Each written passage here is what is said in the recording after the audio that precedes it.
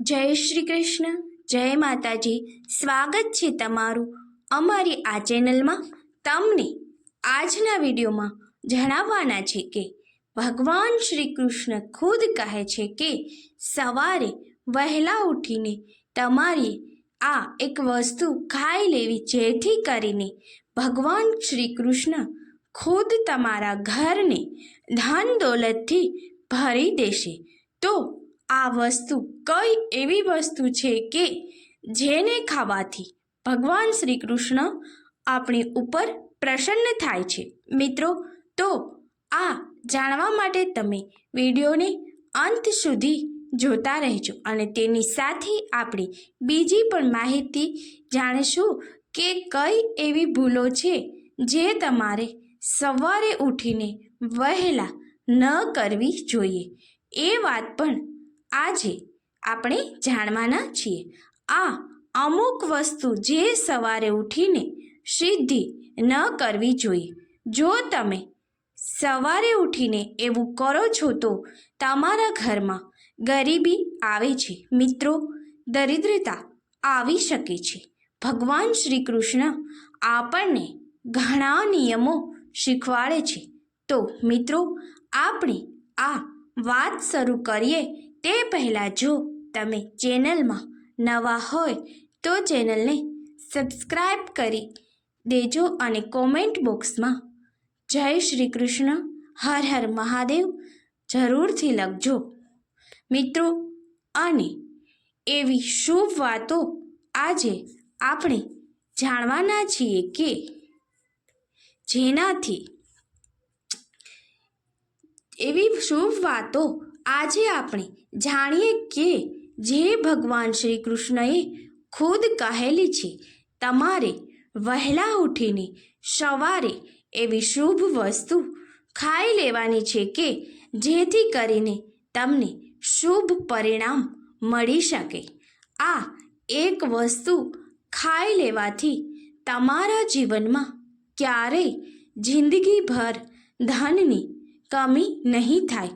તો તમારા ઘરમાં માતા લક્ષ્મી નિવાસ નહીં કરતા હોય તો પણ જો તમે આ એક વસ્તુ ખાઈ લેશો તો મા લક્ષ્મીનો પણ ઘરમાં વાસ થશે. લક્ષ્મીજી ઘરમાં કાયમ માટે ટકી રહેશે.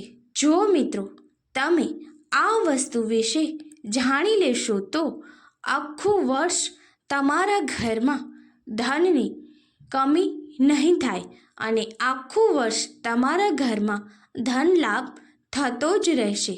જો કોઈ તમે ધંધા સાથે જોડાયેલા છો તો તમારા ધંધામાં કાયમ માટે પ્રગતિ થશે. એટલે કે તમારા ધંધામાં નુકસાન નહીં આવે, તમને ક્યાંય ખોટ નહીં આવે. આગળ ને આગળ તમે હંમેશા માટે પ્રગતિ કરતા રહેશો. આ ઉપરાંત તમે નોકરી કરતા હશો તો નોકરીમાં પણ તમને પ્રમોશન મળી શકે છે. આ સાથે ભગવાન કૃષ્ણ પણ કહે છે કે જો કોઈ પણ વ્યક્તિ આ વસ્તુ સવારમાં ખાઈ લેશે તો તેના ઘરમાં કાયમ માટે ધન, સુખ, સંપત્તિ અને ઐશ્વર્ય જળવાયેલું રહેશે. માતા લક્ષ્મીની કૃપા ખુદ તમારા ઘર પર વરસે. તેથી કરી અને તમે કાયમ માટે માલામાલ રહેશો. તમે ઘણાના મુખે સાંભળ્યું હશે કે તેના ઘરમાં ગરીબી એટલે કે દરિદ્રતા જતી જ નથી. ઘણીવાર પૈસા આવે છે પરંતુ એ ટકતા નથી. તેના ઘરમાં ધન સંપત્તિ ઓછી થતી જાય છે. આવક કરતાં જાવક બમણી થતી જાય છે. પૈસાની તંગી ખૂબ જ વર્તાય છે. તો બની શકે કે તમારા ઘરમાં પણ આ પ્રકારની મુશ્કેલી હોય તો આ વિડીયોને અંત સુધી જોતા રહેજો, જેથી કરી અને તમને આ મુશ્કેલીનું સમાધાન મળી જશે. તો એવી કઈ વસ્તુ છે કે તેને તમે સવારમાં ખાઈને તમારી મુશ્કેલીઓનું નિવારણ લાવી શકો છો. તો એ આ વિડીયોમાં હવે આપણે જાણીએ. જો આ મુશ્કેલીથી તમે પીડાતા હોય તો એવી કેટલીક ભૂલો તમારાથી પણ તમારા હાથે થયેલી હશે કે જેના લીધે તમારા આવા દિવસો આવી શકે. આપણા ધર્મશાસ્ત્રમાં જે ભૂલો ન કરવાનું સૂચવવામાં આવ્યું હોય એવી ભૂલો આપણા હાથે પણ થઈ ગઈ હોય તો આપણા આવા દિવસો આવી શકે. આપણા ધર્મશાસ્ત્રમાં એવા કેટલાય નિયમો, કેટલી બાબતો આપેલી છે કે જો તે તમે નિયમોનું તમે અનુસરણ ન કરો તો, તેનું પાલન ન કરો તો તમને આવી મુશ્કેલીઓ આવી શકે છે. તમારા જીવનમાં ભારે મુશ્કેલીઓ પણ આવી શકે છે. આજના સમયમાં ફેશનના યુગમાં ઘણા લોકો આ નાની નાની બાબતોનું પાલન નથી કરતા, નાની નાની વસ્તુઓનું ધ્યાન નથી રાખતા. તો આ બાબતોને આપણે જરૂર ધ્યાનમાં લેવી જોઈએ. જો તમે નથી જાણતા તો આજે જરૂરથી તે જાણી લેજો. મિત્રો, આવવાનું કારણ આપ ખુદ જ આ તમામ મુશ્કેલી આવવાનું કારણ આપણે ખુદ જ હોઈએ છીએ. આપણા પહેલાંના કારણો, આપણા કરેલા ખરાબ કર્મો આજે આપણને નડતા હોય છે. તો શું એ માટે કરવું જોઈએ? આપણા ધર્મશાસ્ત્રમાં જે કાર્ય વર્જિત બતાવવામાં આવ્યું છે અને એવું આપણે કરીએ છીએ તો આપણને જરૂર નુકસાન થાય છે.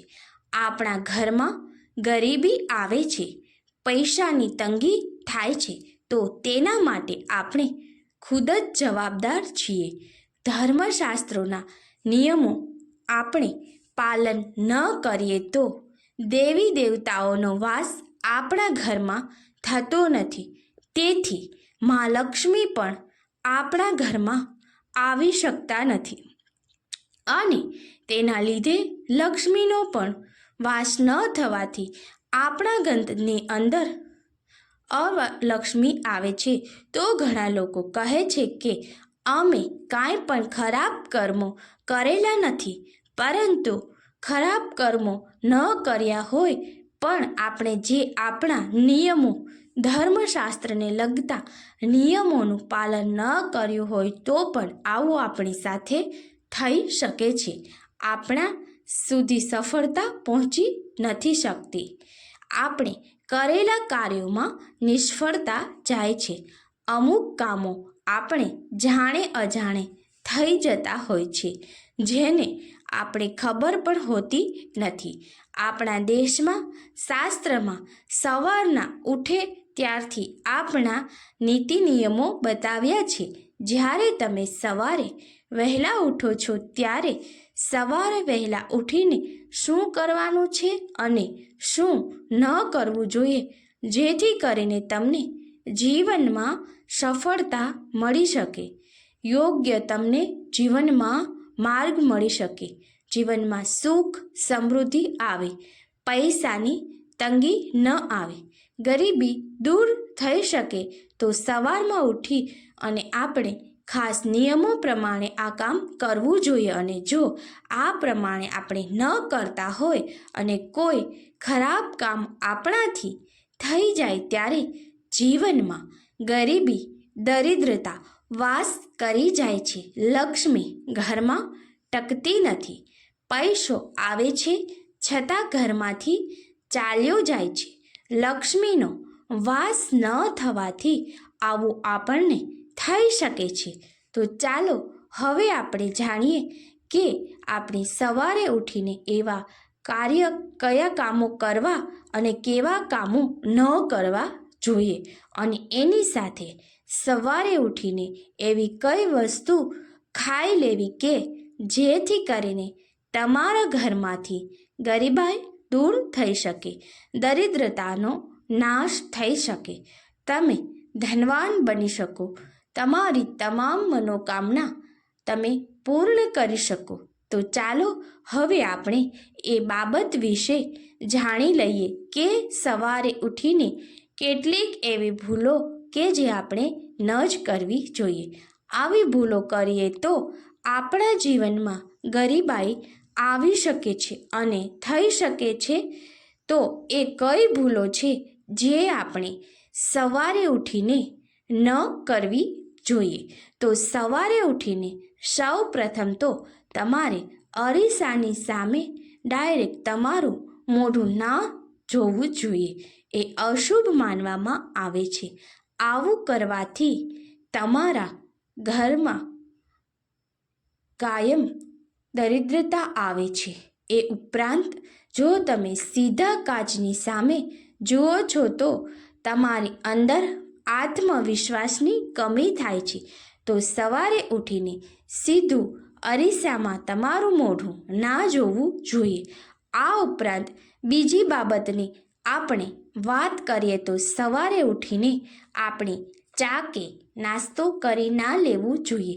ઘણા લોકોને એવી આદત હોય છે કે સવારે ઉઠી અને સીધા ચા કે નાસ્તો કરી લે છે. પરંતુ મિત્રો, આવું ના કરવું જોઈએ. આ બાબત આપણા દુર્ભાગ્યનું કારણ બની શકે છે. આપણે ધર્મશાસ્ત્રમાં જણાવવામાં આવ્યું છે કે સવારે નિત્યક્રમ પ્રમાણે સ્નાન ક્રિયા કર્યા બાદ તમારે સૌ પ્રથમ ભગવાનની ભક્તિ કરવી જોઈએ. ત્યારબાદ જ તમારે ભોજન કરવું જોઈએ. 1 થી અડધો કલાક સુધી તમારે ભગવાનની ભક્તિ અવશ્ય કરવી જોઈએ. ત્યારબાદ તમે ગમે તે ભોજન લઈ શકો છો. પરંતુ આજના સમયમાં લોકોને એવો સમય નથી અને ઉઠી અને સીધા ચા નાસ્તો કરી લે છે અને ભગવાન માટે જરા પણ સમય નીકાળતા નથી. તો જો તમે આવું કરતા હોય તો ચેતી જજો. આ તમારા દુર્ભાગ્યનું કારણ હોઈ શકે છે. નસીબ તમારો સાથ છોડી દેશે. આ ઉપરાંત જ્યારે તમે સવારમાં નાસ્તો કે ભોજન કરો છો તેની પહેલાં ભગવાન સૂર્યને નમસ્કાર કરી અને જળ અર્પણ કરી અને પછી ભોજન આરોગવું જોઈએ. એ ખૂબ જ શુભ માનવામાં આવે છે. આવું કરવાથી ભગવાન સૂર્યદેવ તમારા પર પ્રસન્ન થશે. જ્યારે પણ તમે ભગવાન સૂર્યનારાયણને જળ અર્પણ કરી તેને નમસ્કાર કરી અને ખાઓ છો તો તેને આભાર માન્યો કહેવાય. કારણ કે આપણે જે ભોજન ખાઈએ છીએ તે ભગવાન સૂર્યનારાયણના તેજના તાપથી જ પકવી શકે છે.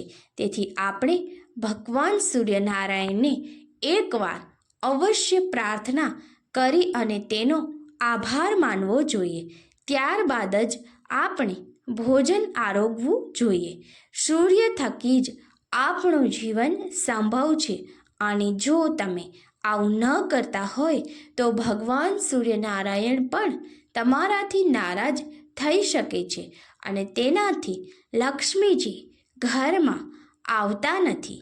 આજના સમયમાં ઘણા તો મોઢું ધોયા વિના જ જમવા કે ચા પીવા બેસી જાય છે.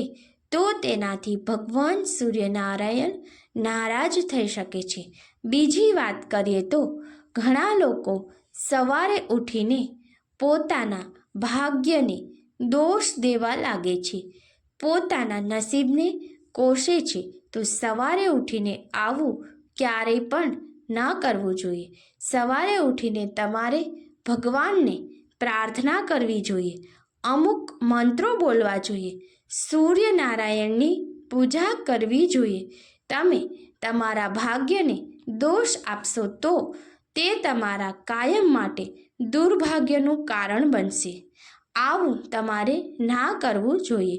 સવારે ઉઠીને જ તમે નકારાત્મક તમારા મોઢેથી બોલો છો, સકારાત્મકતા તમારા મનમાં લાવતા નથી, તમારા મોઢે લાવતા નથી, તો તમારા જીવનમાં પણ નકારાત્મકતા આવી શકે છે.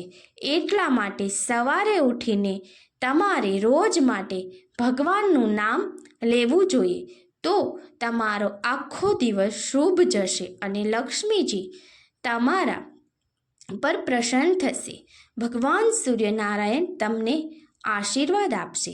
ઘણા લોકો સવારે ઉઠીને વિચારે છે કે એટલી મહેનત કરવા છતાં ફળ નથી મળતું.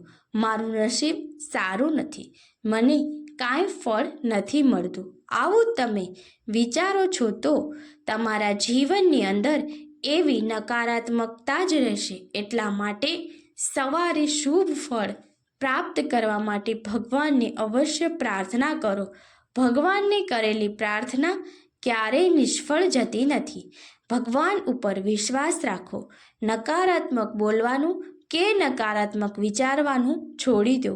આમ તમે સકારાત્મક વિચારો રાખી ઈશ્વરનું ધ્યાન ધરી અને દિવસ આગળ વધારશો તો તમારો આખો દિવસ શુભ જશે અને ધીમે ધીમે તમે જોઈ શકશો કે ભગવાન સૂર્યનારાયણની કૃપાથી તમને ધનની પ્રાપ્તિ થશે અને ઘરમાં લક્ષ્મીજી ટકી રહેશે. આ ઉપરાંત વાત કરીએ તો ગંગાજળનું આપણા ધર્મશાસ્ત્રમાં ખૂબ જ મહત્ત્વ દર્શાવ્યું છે કે પૌરાણિક કથા અનુસાર ગંગામાં દેવી દેવતાઓ સ્નાન કરેલું છે. તેથી ગંગાજળને પવિત્ર માનવામાં આવે છે. આ ગંગાજળનો છંટકાવ આપણે આપણા મંદિરમાં અને પૂરા ઘરમાં કરવો જોઈએ, જેથી કરીને ઘરમાં સકારાત્મક ઉર્જાનો વાસ થશે અને નકારાત્મકતા ઘરમાંથી દૂર થશે, જેથી તમારા જીવનમાં સફળતા મળશે. સાંજે તાંબાના પાત્રમાં પાણી ભરી રાખવું, એમાં 2 ટીપા ગંગાજળના નાખવા, એ પાણીને સવારે પી લેવાનું છે. તમે જો નિયમિત આવું કરો છો તો ભગવાન તમને આશીર્વાદ આપશે. જય શ્રી કૃષ્ણ કહે છે કે કોઈ પણ મનુષ્ય જો આ રીતે કરે છે તો તેને કોઈ પણ દુઃખો થતા નથી, કોઈ પણ મુશ્કેલી આવતી નથી અને તેને મોક્ષની પ્રાપ્તિ થાય છે. તેમજ મૃત્યુના સમયે પણ ઘણા લોકો મોઢામાં 2 ટીપા ગંગાજળના મૂકે છે, જેથી કરી અને તે મનુષ્યને મોક્ષની પ્રાપ્તિ થાય છે. ઘરમાં લક્ષ્મીનો વાસ કાયમ માટે રહે તે માટે આ અવશ્ય કરવું જોઈએ. આવું કરવાથી ભગવાન તમને રંકમાંથી રાજા બનાવી દેશે. તમારી તમામ મુશ્કેલીઓ દૂર થશે. જ્યારે પણ તમે અશુદ્ધ ગંગાજળ ક્યારેય પણ અશુદ્ધ નથી થતું કે નથી બગડતું, તો આમ ગંગાજળનો ઉપયોગ કરવાથી મનુષ્યને સ્વર્ગની પ્રાપ્તિ થાય છે.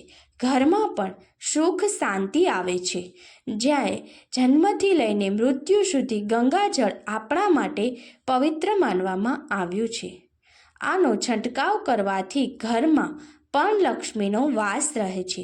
વાત કરીએ તો જો તમારે જીવનમાં તમારી નકારાત્મકતાને દૂર કરવી છે, જીવનમાં સકારાત્મકતા લાવવી છે, તો તમારે સવારે ઉઠીને આ કામ અવશ્ય કરવું જોઈએ.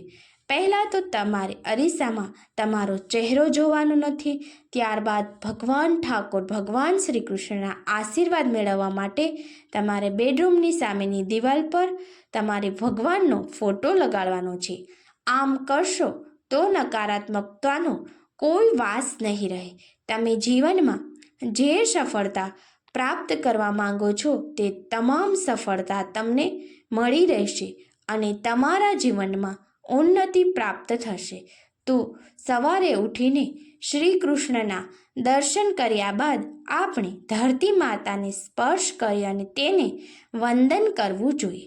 ધરતી માતાને સ્પર્શ કર્યા પહેલાં એને આપણે ક્ષમા માગવી જોઈએ કે ધરતી માતાની ઉપર આપણે કાયમ માટે પગ રાખીએ છીએ, તો તેને પણ આપણે વંદન કરી અને ક્ષમા માગવી જોઈએ અને સારા કાર્ય કરવા માટે આપણે તેને પ્રાર્થના કરવી જોઈએ. જો આવી રીતે રોજ સવારની દિનચર્યામાં તમે પ્રાર્થના કરશો તો તમારા ગમે તેવા ગ્રહ દોષ હશે તે પણ દૂર થઈ જશે. ભગવાન શ્રી કૃષ્ણ અને ધરતી માતાના તમને આશીર્વાદ મળશે અને તેની સાથે તમારા જીવનમાં જો કોઈ પણ દુર્ઘટના હોય તો તે પણ ટળી જશે. મિત્રો, આમ સવારે આ કાર્ય કર્યા પછી તમારી દિનચર્યા સવારે ઉઠીને સ્નાન કરવાનું છે. ત્યારબાદ તમારા ઘરમાં જે વડીલ હોય તેના આશીર્વાદ લેવાના છે.